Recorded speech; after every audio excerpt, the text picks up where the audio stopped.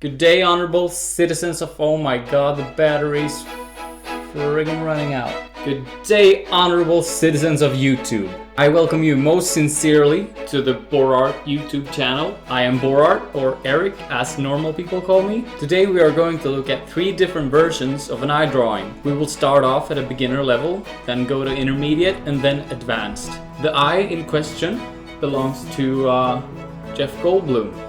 It has its wrinkles, but oh my god, he wears them well. This little raptor would have a bite. 10 out of 10. So, what characterizes a beginner level drawing, and how can you move from a beginner level to the next level? Or how can you get to a beginner level in the first place? My number 1 tip to anyone who is already at this beginner level is to start finding shapes and memorizing them. You know when you tell a 5-year-old to draw an eye and they make a circle and they put a dot in the middle and they're like, it's all done. Well, they're not that far off and they kind of have a point, because the eye itself is shaped like a circle and so is the iris. So just start off with basic shapes, and for the love of God, don't pay any attention to the details.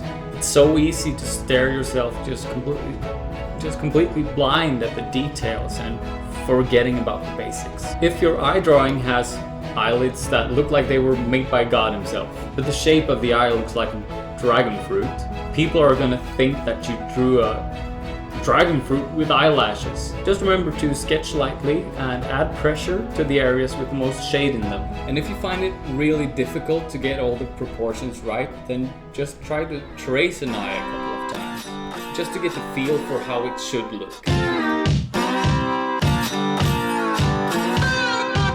Okay, let's move on to intermediate. So when you start to feel like a master and everything about getting the shapes right is easy, then it's time to move on to layering. You can pretty much start off with the beginner level steps, but then start to add more layers of graphite to the shaded areas, and also adding in the actual shape of the shadows.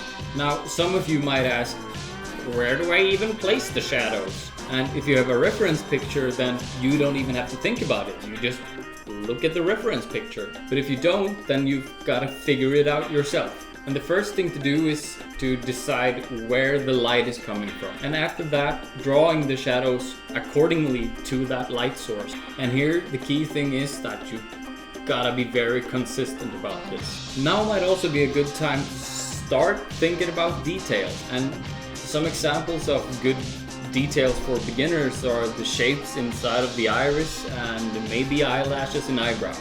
The iris can be very easy, but also sometimes very difficult to draw. Some have a lot of stuff going on in their eyes. There's spokes and dots and colors shifting just everywhere. And some just have those demon baby eyes, which might not be good when dating, but they are very easy to draw, so that's a good thing. If you want to help yourself in learning how to draw hair, I would suggest going for darker kinds of drawings, you know, when there's just low amounts of light hitting the hairs. In that way, you don't really have to think twice about what eyelashes are going to be highlighted and what are going to be just completely dark. If it's a dark picture or a dark drawing, then they're pretty much all gonna be black.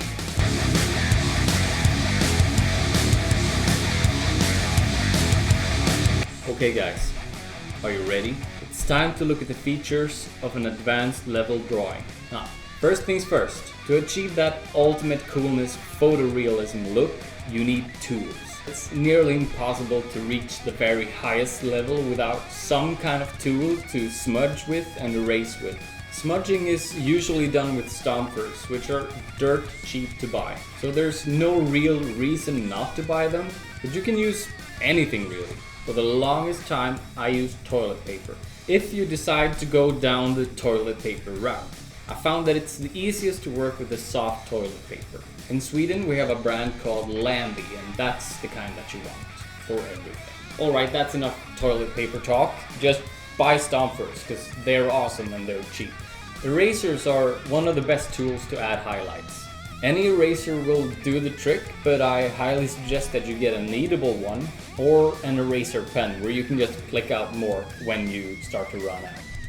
The benefit of these two is that they are very precise in contrast to a regular eraser that will become very imprecise the more you use it. The entire core of photorealism drawings is layers. It's just layers upon layers upon layers. And when you're really good, you can add more to each layer without putting the entire drawing at risk by making areas too dark and being unable to erase them. But as a beginner, I would say go very easy on each layer. Then it should eventually start to look kind of realistic. Well, citizens of YouTube, this has been a kind of not very helpful tutorial, but I hope that you had a good time anyway. And I really hope that you could help me to help you by liking and subscribing so that one day, maybe, I'll do the world's best tutorial for you guys. Have an awesome day and I'll see you in a few days.